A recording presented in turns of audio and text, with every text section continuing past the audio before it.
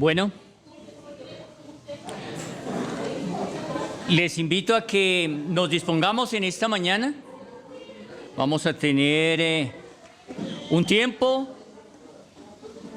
Vamos a abrir la palabra de Dios, la preciosa palabra de Dios, y vamos a considerar algunas verdades fundamentales en cuanto a el nacimiento del Señor Jesús. Vamos a orar. Les invito a que inclinemos nuestro rostro y pidamos al Señor su dirección en esta mañana. Padre del cielo, te damos gracias infinitas por tu amor, por tu misericordia.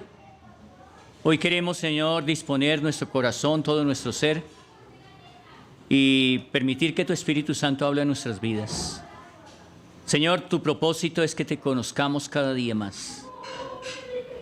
Padre, queremos rogar que sea tu Espíritu Santo hablando a nuestras vidas. Consideramos nuestra total necesidad de ti. Consideramos, Señor, nuestra insuficiencia para muchos aspectos de nuestra vida.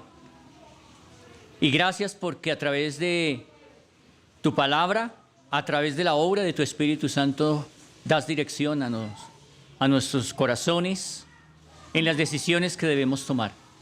Y en esta mañana queremos considerar aquel regalo maravilloso que tú nos diste, que ofreciste, Señor. Y gracias por ese regalo maravilloso, tu Hijo amado. En el precioso nombre de tu Hijo Jesús. Amén. Bien. Ayer tuvimos la oportunidad de realizar una actividad muy especial en una fundación en la cual el Señor nos ha permitido compartir con un grupo de niñas. Estas niñas están a cargo del bienestar familiar, del Instituto Colombiano de Bienestar Familiar, y en este momento están en un proceso de restitución de sus derechos. Algunas de ellas están allí por causa de situaciones de delincuencia, y la gran mayoría de estas niñas, que están entre los 12 hasta los 18 años más o menos, están también por el consumo de estupefacientes. Y ayer precisamente tuvimos la oportunidad de compartir con ellas y hablar acerca del más grande regalo de toda la historia, el más grande regalo para todos los seres humanos. Y hablamos acerca de los regalos. ¿A quién no le gustan los regalos? A todos, ¿cierto? Puede que no sea nuestro lenguaje de amor primario el de los regalos, pero ¿de qué manera Dios quiso, en su amor infinito, dar todo de sí? Y lo dio a través de su propio Hijo. Bien, y vamos a mirar algunas cosas, algunos aspectos del nacimiento del Señor Jesús. Lo primero que tenemos que mirar, indudablemente, es que aún una vez que sucedió la caída del hombre en el huerto del Edén, y esto lo narra el capítulo 3 del libro de Génesis, el primer libro de la Biblia, Dios hizo allí una promesa. En el capítulo 3, versículo 15, dice hablándole Dios a la serpiente, y es lo que se conoce como el protoevangelio. La promesa de Dios fue una simiente que vendría, y esa simiente, en cierta manera, pisaría la cabeza de la simiente de la serpiente, hablando de la serpiente como Satanás. En el verso 15 dice: y pondré enemistad, y está diciéndole Dios a la serpiente, después de que hace un juicio contra la serpiente, y le dice que sería maldita entre todas las bestias y que se arrastraría, y que polvo comerías todos los días de su vida. Y luego en el versículo 15 hace una hermosa promesa y dice, y pondré enemistad entre ti, es decir, entre la serpiente y la mujer, y entre tu simiente, es decir, la simiente de la serpiente, ¿sí? Y la simiente suya, es decir, entre la simiente de la serpiente habría una enemistad y la simiente de la mujer. Esta te herirá en la cabeza, es decir, la simiente de una mujer iba a herir a la simiente de la serpiente en la cabeza y la simiente de la serpiente le iba a morder, le iba a herir en el calcañar. Y aquí hay una promesa bien hermosa, Dios prometiendo desde, imagínense, inmediatamente después de la caída. ¿Creen ustedes que esta situación cayó de improviso? ¿Dios no sabía que iba a suceder esto? Claro que no. Dios sabía perfectamente lo que iba a suceder, perdón. Y desde un comienzo hay una solución. Dios ya tiene un plan. A veces pensamos que Dios tiene una cantidad enorme de planes, ¿no? Y entonces si le falla este, echa mano de otro. Dios no es de un plan A y un plan B. Dios tiene un solo plan.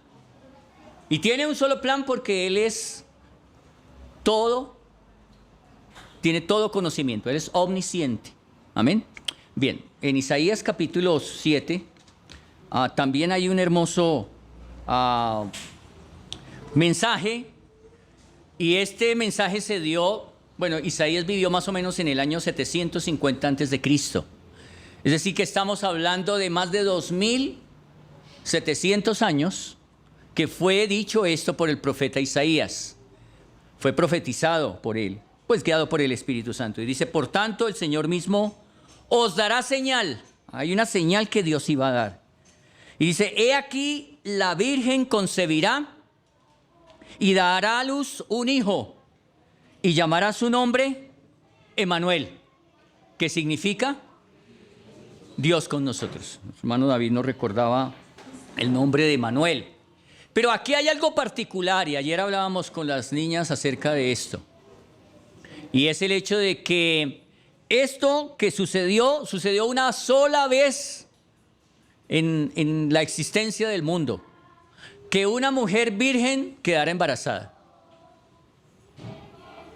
Les preguntábamos, ¿qué es aquello que solamente sucedió una vez y que nunca más volvió a suceder?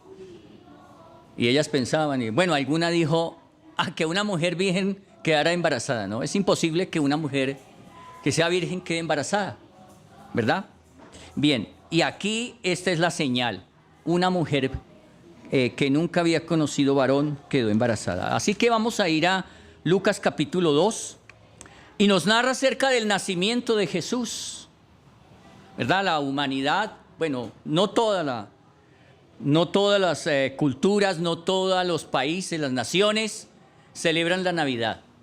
Pero las naciones que son cristianas, que tienen su fundamento en la palabra de Dios, y las que creen, las generaciones que creen, las personas que creen en el Señor Jesús, y esos países celebran en esta fecha el nacimiento de Jesús. Cuando era pequeño yo no entendía bien las cosas. Claro, siendo muy pequeño, tal vez 7, 8 años, yo no podía entender cómo Jesús nacía el 25 de diciembre y resulta que más o menos en marzo o abril lo estaban matando. Yo no entendía. Y en aquel tiempo los padres, las abuelas y bueno, sus familias le decían a uno, mire, faltan 20 horas para que nazca Jesús. Y uno, 20 horas, ¿cuándo es que nace? No, que nace a las 12 supuestamente a las 12 de la noche. No, y llegaba a las 12:01 y todo el mundo, eso se volvía un relajo. La gente gritaba, otros echaban pólvora, los que estaban medio sobrios salían a la calle, los otros se quedaban en sus lugares, pero no entendía bien aquello del nacimiento de Jesús. Bien, pero creo que el nacimiento de Jesús es más que una fiesta religiosa. Y la pregunta es, ¿debemos nosotros los creyentes celebrar el nacimiento de Jesús? ¿Qué piensan? ¿Debemos celebrar el nacimiento de Jesús? Claro que sí, todos los días, no solamente el 25 o el 24, bueno, ¿cierto? Sino todos los días celebramos el nacimiento de Jesús. Fue el mayor de los regalos, el mayor milagro que ha ocurrido. Que el Hijo de Dios, el eterno Hijo de Dios, el Verbo, ahí lo dice en Juan capítulo 1, dice que el Verbo que fue hecho carne, ¿no? En el principio era el Verbo. Cuando hablamos del Verbo, y la Escritura habla así, aquí del Verbo en su original es el Logos. El Logos en el pensamiento griego era el todo, lo que sustentaba todo lo que se veía en la creación, el Logos, ¿no? En el principio era el Verbo y el Verbo era con Dios y el Verbo era Dios. Esta era en el principio con Dios.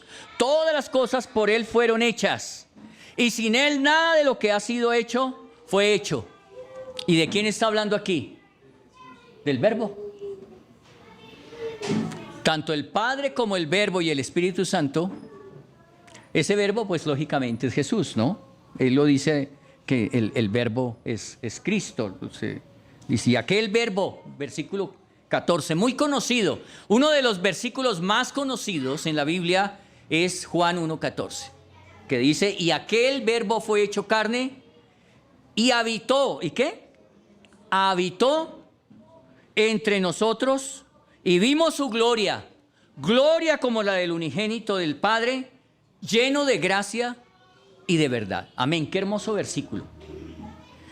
Alguna vez un hermano muy querido que ya está en la presencia del Señor, australiano, hablaba acerca de esto, de que Dios mismo habitó entre nosotros. Claro, sabemos que Dios es omnipresente, está en todo lugar. No hay un lugar donde no esté la presencia de Dios. Eso lo dice la Escritura, ¿verdad? Pero aquí concretamente Dios se hace hombre y habita entre nosotros. Bien, ahora sí vamos a ir al capítulo 2 de Lucas. Capítulo 2, vamos a mirar algunas cosas. Tal vez ya hemos leído varias veces este pasaje, pero me parece que es importante mirar aquellos detalles que de pronto pasan inadvertidos, ¿no? Dice que aconteció en aquellos días, versículo 1, que se promulgó un edicto de parte de Augusto César, que todo el mundo fuese empadronado. Muy bien, aquí hay un edicto que se promulga de parte de Augusto César, que es el emperador romano, y ese edicto, esa orden que él dio, era que todo el mundo fuese empadronado. ¿Saben qué significa la palabra empadronar? Es un censo. Ahora, ¿cuál era el propósito de este censo? ¿Saber cuánta cantidad de personas habían? Es posible. Pero generalmente los censos se hacían con un propósito. No solamente con saber cuánto era el número de las personas, sino qué personas eran oriundas de algún lugar en especial y a través de ese censo poder cobrarles impuesto. Los impuestos no son nada nuevo, ¿no? Y los estados, todos los estados, cuando hablo de estados, es aquello que forma el gobierno de una república, de un lugar, ¿cierto? Y ellos son los que en cierta manera dicen, usted debe pagar por esto, usted también por esto. Nosotros pagamos impuesto por todo, ¿verdad? Si tenemos carro debemos pagar un impuesto, si tenemos una casa o un apartamento o cualquier propiedad debemos pagar ¿qué? Impuesto. Muy bien, pues aquí era necesario que fueran empadronados, entonces dice este primer censo se hizo siendo gobernador Cirenio, gobernador de Siria. Y dice, e iban todos para ser empadronados cada uno a su ciudad. Y José, aquí habla de un hombre llamado José, subió de Galilea, de la ciudad de Nazaret a Judea, a la ciudad de David, que se llama Belén, por cuanto era de la casa y familia de David. para ser empadronada con María, su mujer, desposada con él, la cual estaba encinta. Bueno, estamos hablando ya, lo que Lucas está aquí refiriéndonos, básicamente es después de aquella visión que vio María de un ángel, que fue Gabriel, y se le presenta y le dice: salve, muy favorecida, el Señor está contigo, ¿sí? Y además de esto, le habla de que ella iba a ser la madre de un ser especial. Y ese ser iba a ser la promesa que Dios había hecho desde la antigüedad, el libertador que Dios había prometido. Y se cumple la promesa de que una virgen daría a luz a un niño. Y ese niño crecería y tendría un propósito especial. Y es aquí cuando pensamos en ese regalo maravilloso que Dios quiso brindar al hombre, al ser humano, las personas, al mundo, porque de tal manera amó Dios al mundo. Y podemos considerar el precio que aquel tenía que pagar. Tenía un solo objetivo en su vida. Hoy en día, cuando se habla de Jesús, se le muestra como de pronto una persona simplemente que quería dar ejemplo de cómo deberían comportarse los seres humanos, ¿no? Entonces, cuando uno pregunta: ¿y cuál fue el propósito por el cual Jesús vino a este mundo? La respuesta que más sale a relucir es: Él quería mostrarnos cómo debemos vivir. Bueno, realmente sí es importante mirar cómo Jesús vivió, ¿verdad? Pero Él no vino simplemente a mostrarnos cómo debemos vivir. ¿Por qué? Porque la Escritura misma mostraba cómo debía vivir. Dios ya había manifestado cómo era la voluntad de Él para que vivieran los seres humanos. Para eso estableció sus normas, la ley fue establecida. Pero la ley fue establecida con el propósito no de salvar al hombre. Un gran porcentaje de las personas a las cuales se les pregunta: ¿cómo puede una persona ser salvada, ir al cielo? Y la gran mayoría contestan: bueno, siendo buenos. Y otra gran cantidad dicen: pues guardando la ley. Pues dígame, les diré lo siguiente: las dos cosas podrían ser muy buenas, pero no son suficientes para llegar al cielo. Porque nadie es bueno. Aunque uno pudiera decir: oiga, sí, pues yo no soy tan malo como fulano de tal, ¿cierto? Otro diría: yo he cometido muchas faltas, no, pero no he sido un asesino. No he sido tan malo como mi vecino. Uy, mi vecino es muy malo, ¿verdad? Siempre hay punto de comparación. Generalmente las personas tendemos a compararnos con otros. Y siempre nos comparamos con el más malo. Y dicen: no, pero ese es más malo que yo. Si nos ponen en una balanza, yo soy un santo delante de ese, ¿verdad? Pero Dios no nos pide que nos comparemos con el otro. ¿Se acuerdan que aquel hombre que era un fariseo y entra al templo, y había también un publicano, ¿cierto? Y el Señor puso ese ejemplo de un fariseo que entra al templo y está también un publicano. ¿Y cuál era la actitud del publicano? Bueno, del fariseo. Primero del fariseo: Dios, gracias porque yo no soy como este hombre que está ahí, ese publicano. Yo sí doy de mis diezmos, yo me porto bien, cumplo las leyes, voy y guardo el Sabbat, y bueno, X y Y, ¿sí? Y él presentándose como muy recto, ¿no? Muy bueno delante de Dios. Y luego el Señor pone de ejemplo a un hombre que era un publicano que era un cobrador de impuestos, y seguramente, como todo buen publicano, sacaba de los impuestos y para el bolsillo, ¿no? Entonces eran 20, entonces eran 15 para el Estado y 5 para mí, ¿cierto? Así. Y este hombre dice que entró en una actitud donde ni siquiera podía levantar su rostro, sino humillado, estaba inclinado diciendo, perdóname, Señor, soy un pecador, ¿sí? No soy digno de estar delante de tu presencia. Y dice el Señor Jesús, les aseguro que ese publicano salió más justificado que aquel hombre que consideraba que era muy bueno. Es un gran peligro considerarse muy bueno. Bien, entonces dice que, pensando en este versículo, dice que subió de Galilea José, de la ciudad de Nazaret. Ya María estaba encinta, estaba seguramente ya en su último mes, ¿verdad? Inicialmente José, cuando ella apareció ya encinta, él quiso dejarla secretamente. Había un compromiso nupcial entre los dos, no eran matrimonio todavía, pero estaban comprometidos. Y la ley judía castigaba si alguno de los dos caía en adulterio. Ya se consideraba adulterio. Si alguno de los dos, habiendo hecho ya una promesa, un voto matrimonial, y alguno de los dos violentaba pues la razón de haber tenido relaciones con otra persona, inmediatamente podía ser esa persona o esas dos personas que habían caído en adulterio ser apedreadas hasta la muerte. Eso mandaba la ley.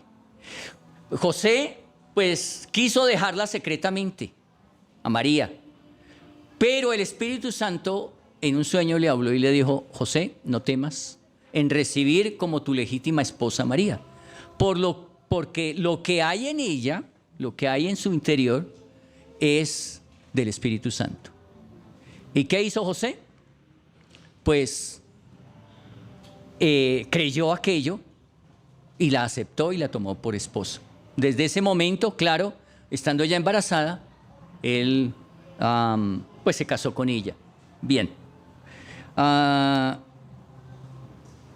Bien, lo cierto es que ya ha pasado aquello, ellos tienen que viajar, ellos llegan a Belén, porque Belén era el lugar donde tanto José como María tenían familia. José era oriundo seguramente de esta región cerca de Belén, y lo mismo María, así que tuvieron que viajar allí. Y dice en el versículo 5, para ser empadronados con María su mujer, desposada con él, la cual estaba ya encinta, y aconteció que estando ellos allí se cumplieron los días de su alumbramiento. O sea, no fueron pocos días, seguramente llegaron y después llegó el momento de su alumbramiento. Y dice, y dio a luz un hijo primogénito, lo envolvió en pañales y lo acostó en un pesebre, porque no había lugar para ellos en el mesón. Y esto es algo que Lucas, guiado por el Espíritu Santo, nos pone a considerar, que en el momento en que María da a luz, y da a luz su primogénito, y aquí miramos algo atentamente, aquí habla de que dio a luz a su hijo, ¿qué? Primogénito. Y es importante que paremos un momentico ahí. ¿Qué es el primogénito? ¿O qué es un primogénito? Es el primero. Es decir, que María dio a luz a su primer hijo. Vean, nos han dicho muchas veces que María no tuvo sino un solo hijo, que fue Jesús. Pero la Escritura habla de los hermanos de Jesús y de las hermanas de Jesús, más adelante. Y aquí no habla de su unigénito. Si María hubiera tenido un solo hijo, no diría su primogénito. Y en todas las traducciones está la palabra primogénito, su primer hijo. Y dice que lo envolvió en pañales y lo acostó en un pesebre, porque no había lugar para ellos en el mesón. El mesón es como una especie de hotel donde podían pasar la noche. Pero seguramente había mucha cantidad de personas en aquel momento en Belén. No había lugar para ellos. entonces fue necesario que fuera en un pesebre. Ahora, dice que lo envolvió en pañales. Uno dice, pero en ese tiempo, ¿qué tipo de pañales habían? Winnie, ¿cierto o no? ¿Cierto que ya no habían todavía? Ni siquiera pues, los otros pañales que se utilizaban, que eran de una tela especial. Bien, pues según la historia, parece ser que los pañales se hacían con las vestiduras viejas sacerdotales, o sea, las que ya estaban ya muy acabaditas de los sacerdotes, eran utilizadas esas vestiduras ya, que eran desechadas porque ya estaban dañadas seguramente, y eran cortadas y se utilizaban como pañales, eran telas como lino. Y pensando en eso, pues lógicamente Elizabeth, ¿se acuerdan de Elizabeth? ¿Quién es Elizabeth? No, esposa de un hombre llamado Zacarías, que era prima hermana de María. ¿Se acuerdan? Que ella va a visitarla. Y ella, Elizabeth, es la madre de Juan el Bautista. ¿Sí? De Juan el Bautista. El esposo de Elizabeth, Zacarías, ¿qué profesión tenía? Era sacerdote. Entonces, seguramente los pañales pues fueron dados de las vestiduras de Zacarías. Bien, es muy posible, ¿no? Sí, porque aquí habla de pañales. Ahora, dice que le acostaron en un pesebre porque no había lugar para ellos en el mesón. Y esto es algo maravilloso. El dueño del mundo, el creador de todas las cosas, no tiene lugar, o sea, en un mesón. No encuentra lugar en un mesón. Y tiene que nacer ¿en dónde? En un pesebre. En un pesebre. Muy bien. Nos imaginamos un pesebre. Cuando hablamos de un pesebre, siempre pensamos en un establo, ¿o no? O en un lugar donde se guardan animales. ¿Verdad que sí? Sí, sí. Cuando hablamos de pesebre, la pesebrera, no sé, en Estados Unidos, cuando se habla de una pesebrera, donde se guardan los animales, o donde comen los animales, ¿verdad? Bien. Bien, es interesante que las personas que arman el pesebre, ¿se acuerdan? Un pesebre, siempre ponen ahí que el burrito y que una vaca y bueno, un poco de animalitos alrededor, ¿no? Pero, bien, aquí más adelante miraremos esto del pesebre, pero es importante algo, ¿no? Y es el hecho de que el rey del mundo no encontró un lugar donde fuera recibido. Hoy en día, ¿cuántos corazones están dispuestos realmente a recibir realmente a Jesús como su único y suficiente Salvador? Y hoy por hoy, una gran mayoría no encuentra, o sea, no da lugar para que Él venga a vivir en su vida, el Señor Jesús. Y esto es algo que debemos considerar en esta mañana. ¿Será que mi corazón, nuestro corazón, es un lugar donde está dispuesto para que venga a posar la gracia de Dios, el regalo de Dios en nuestra vida? Es un regalo grandísimo, enorme, que no tiene precio. Es un precio tan grande que es imposible de pagar. Dice que había pastores, versículo 8, en la misma región que velaban y guardaban las vigilias de la noche sobre su rebaño. Y aquí se les presentó un ángel del Señor y la gloria del Señor los rodeó de resplandor y tuvieron gran temor. Pero el ángel les dijo: no temáis, porque he aquí os doy nuevas. Esa palabra nuevas son noticias, noticias de gran gozo, que será para todo el pueblo, que os ha nacido hoy en la ciudad de David. ¿Cuál es la ciudad de David? Belén. El rey David nació en Belén. De hecho, sabemos que el Señor Jesucristo es descendiente de Belén, de David, ¿cierto? De David. Y dice: hoy en la ciudad de David un Salvador, que es Cristo el Señor. Y esto os servirá de señal. Mira, aquí habla de otra señal. Hallaréis al niño envuelto en pañales, acostado en un pesebre. La palabra pesebre aquí es la palabra sukkah en el hebreo, que sabemos que pues el libro de Lucas no solamente fue escrito en hebreo, sino también en griego, pero es la palabra sukkah, que es de donde viene la palabra Sukkot. La fiesta del Sukkot, ¿saben cuál es la fiesta del Sukkot? La fiesta de las enramadas, correcto, o la fiesta de los tabernáculos. Bien, ok. Para muchas personas esto es una clave bien importante. ¿Saben por qué? Porque había una fiesta que se celebraba en Israel, que era la fiesta de los tabernáculos. Se celebraba era una de las últimas fiestas que se celebraban, la fiesta del Sukkot o de los tabernáculos, donde ellos recordaban cómo Dios, cuando pasaron por el desierto, estuvieron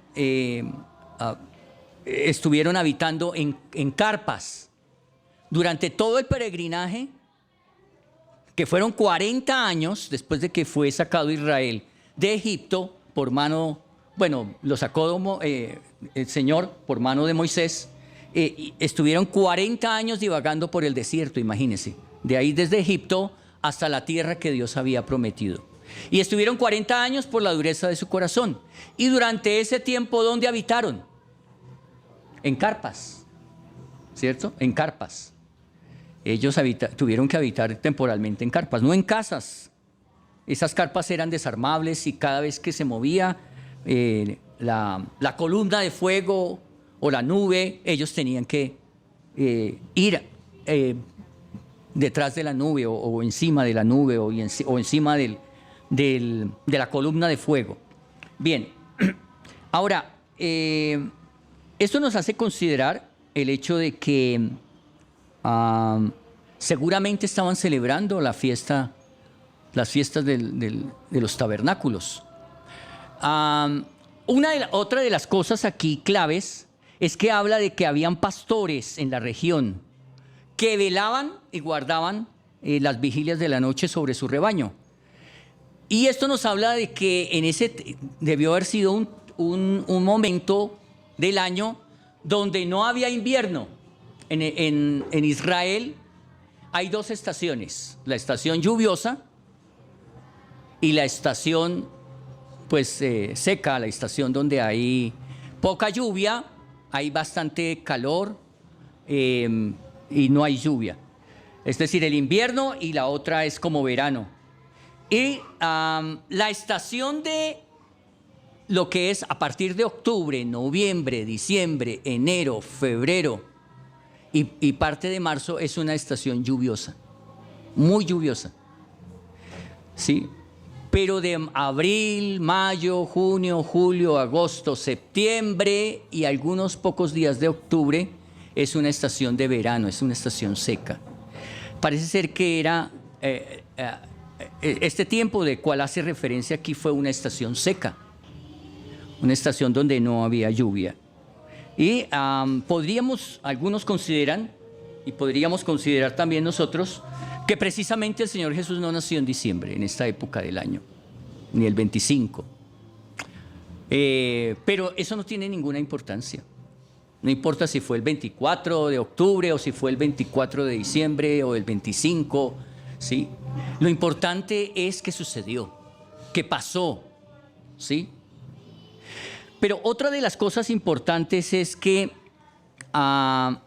consideraba el hecho de que Dios mismo hizo morada entre nosotros a través de su Hijo Jesús. Un hermano decía esta frase y siempre la recuerdo. Él dice: Dios tabernaculó entre nosotros, habitó entre nosotros. Así lo narra también a Juan en el verso 14, ¿no? Y habitó entre nosotros y vimos su gloria, gloria como la del unigénito. Ahora, digamos, su tiempo aquí fue muy corto. 33 años, a lo sumo. Porque tenía un solo propósito y era venir a salvar lo que se había perdido. Vino a buscar y salvar lo que se había perdido. Y cuando hablamos de eso, no hablamos de cosas materiales. Hablamos de algo que para Dios tiene mucho valor, y es el alma de cada ser humano. Tu alma tiene un valor grandísimo delante de Dios. Y la Biblia dice que Dios no quiere que ninguno se pierda, sino que todos procedan al arrepentimiento. Ojalá hoy la humanidad, que muchas veces celebra con pólvoras y con toda clase de comidas y con toda clase de bebidas, considerara la importancia del precio de su alma, que fue pagado. Pero si esa persona no acepta el regalo de Dios y lo rechaza, pues tendrá que pasar una eternidad separado de Dios, separado completamente de Dios. Muy bien. Bueno, consideramos esto. Y dice, además de eso, versículo 13 dice, y repentinamente apareció con un ángel una multitud de huestes celestiales que alababan a Dios y decían, gloria a Dios en las alturas y en la tierra paz, buena voluntad para con los hombres. Y sucedió que cuando los ángeles se fueron de ellos al cielo, los pastores se dijeron unos a otros, pasemos pues hasta Belén y veamos esto que ha sucedido y que el Señor nos ha manifestado. Vinieron pues apresuradamente y hallaron a María y a José y al niño acostado en el sucá. Y al verlo, dieron a conocer lo que se les había dicho acerca del niño. Y todos los que oyeron se maravillaron de lo que los pastores decían. Pero María guardaba todas estas cosas, meditándolas en su corazón.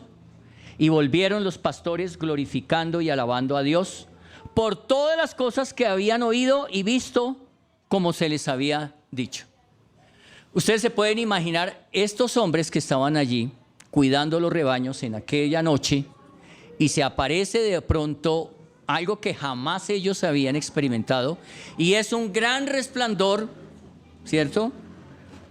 Y ven allí la gloria de Dios, y ven unos ángeles que les dan un anuncio muy importante, una buena noticia. ¿Cuál es esa buena noticia que les ha sido dada?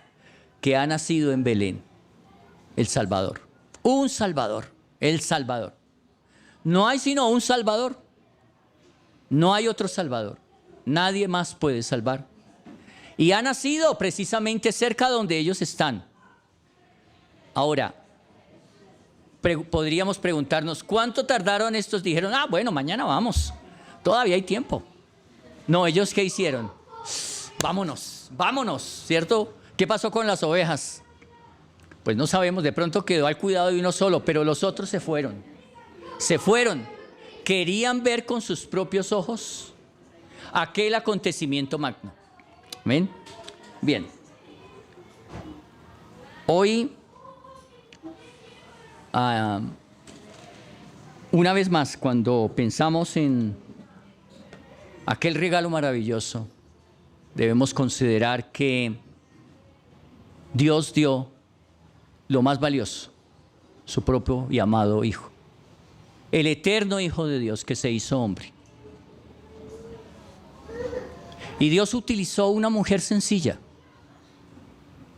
Hace muchos años, la iglesia tuvo un gran conflicto por allá en el año 431, porque había un hombre llamado Nestorio.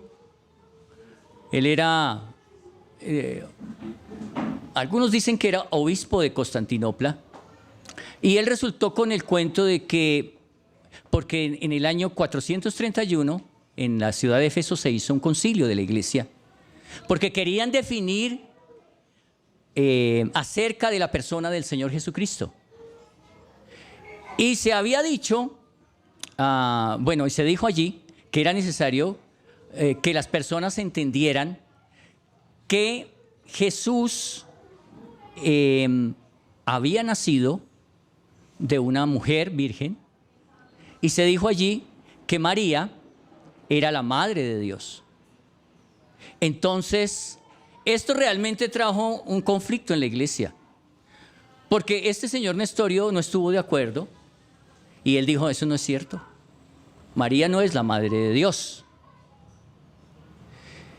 Y lo que este hombre Nestorio dijo, mire, Jesús es hijo de Dios, es Dios, y en Jesús hay dos personas, una persona divina y una persona humana.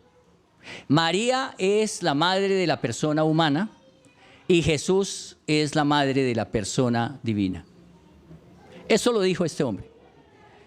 Pero eso produjo todavía un conflicto peor, porque eso era una herejía. Jesús no son dos personas. En Jesús no hay dos personas. Jesús es una sola persona que tiene dos naturalezas, una naturaleza divina, pero también una naturaleza humana. Y aquí lo que sucedió es que Dios quiso usar a una mujer para que lo divino y lo humano se unieran. Esto humano sin pecado, ¿cierto? Y lo divino y eterno. Ahora, Jesús nació sin pecado. ¿Por qué? Porque fue engendrado por el Espíritu Santo. No había en él naturaleza pecaminosa. Aunque tenía naturaleza humana, él no nació con naturaleza pecaminosa. Claro, esto generó un gran conflicto. Y Nestorio fue acusado como hereje y apartado por causa de esto, por allá en el año 451, como 20 años después. Pero indudablemente aquí es donde aparece la palabra Theotokos, y es hablando de que Theotokos significa madre de Dios. Una cosa fundamental es que cuando se dijo esto en Éfeso, no se buscaba en ninguna manera darle cualidades divinas a María. No, lo que se quería con esa frase de Theotokos, Nestorio dijo, ella no es Theotokos, es Cristotokos. Es la madre de Cristo, pero no es la madre de Dios. Pero lo que se quería allí, en esa declaración, era mostrar que Jesús es Dios. No se quería en ninguna manera darle, en cierta manera, una naturaleza divina a María. ¿Sí?